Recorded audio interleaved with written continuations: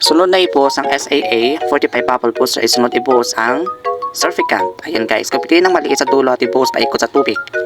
Kaya siya mi.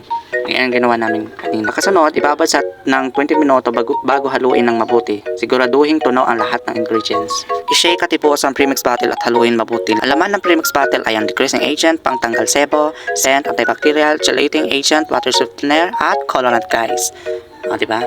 Unti-unting ibuhos ang thickener habang hinahalo ito hanggang sa maubos at matunaw ito. Ganyan siya mga mi, o diba? Mabilis lang siyang gawin mga mi. Pag siguradong tunaw na, takpan at ipahinga ng 24 hours ang mixture. Pag siguradong tunaw na guys, takpan at ipahinga na ng 24 hours ang mixture. Pagtapos ng 24 hours ang resting period, maaari na isalin sa mga bote ang dishwashing liquid. Ayan, o diba mga mi? Isinalin na namin siya after 24 hours. Ayan, ginamit na namin siya kaagad kung effective talaga siya. Ayun, effective nga siya mi. Mabango, mabula at tanggal talaga ang sebo.